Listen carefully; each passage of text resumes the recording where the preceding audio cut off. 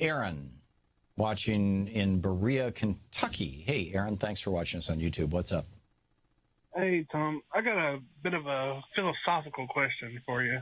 Okay. Well, I'm listening. Have you seen the movie Gasland? I have, and we've had Josh Fox on this program a couple of times, and Gasland and Gasland 2, yes. Yeah, I was just wondering, I don't know if there's a correct answer to this, but throughout like the first 30 minutes of that or so, I kept hearing people saying, you know, what's happening is un-American. This is un-American. And since then, we've had water crises like with Flint, and before that, like back in the 90s, we had, you know, poor communities were being poisoned by lead. Still are. By lead paint. By the way, still are. Yeah, they still are. But I'm wanting to pose the question to you. I don't know if you can answer it or not, but at what point what's the tipping point from something being un-American to just being American?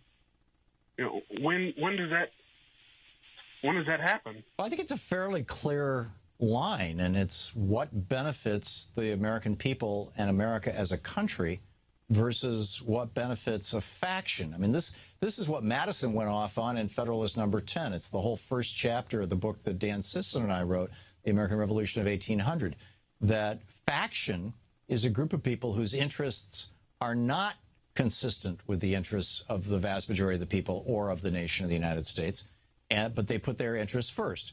And I would say that the free trade bunch is a faction. I would say that the fracking bunch is a faction. I would say that the oil industry and their climate denial funding is a faction. I would say that the banksters who run the health insurance industry is a faction. They are spending in aggregate just those industries, and we could go on. Just those industries are spending hundreds of millions of dollars to influence public opinion and to buy legislators to get what they want in ways and around issues that do not benefit the rest of us. That's un-American. That's anti-American, in fact. Make sense? Yeah, but these issues keep, just like the base. They keep popping up because the Supreme Court said that if you've got a lot of money, you can try to influence politics, and it's no longer called bribery. You with me, Aaron? I think I've lost Aaron. Okay. Well, Aaron, thanks a lot for the call, and thanks for watching us on YouTube. Here's the problem. Up until 1976, from the George Washington administration until, 76 would be the last year of the Jerry Ford administration, if my memory serves me right. Up until 1976, using money using corporate money or personal money, using money to try to influence elections or to try to influence politicians to vote in a particular way was typically called bribery. Or if it was simply to support a particular candidate, there were very, very, very tight limits on how that money was used and how it could be used. And the Supreme Court in 1976, up until that point in time, using money to influence elections was considered a behavior which can be regulated.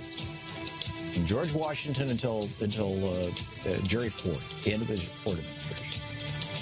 After the Buckley versus Vallejo decision in 1976, the Supreme Court said, no, using money to influence politicians and elections is not a behavior. It's protected free speech. It's First Amendment protected. Everything changed.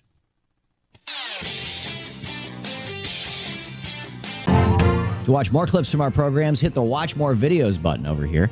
And please be sure to hit the handy-dandy subscribe button so you'll always be up to date. Tag, you're it.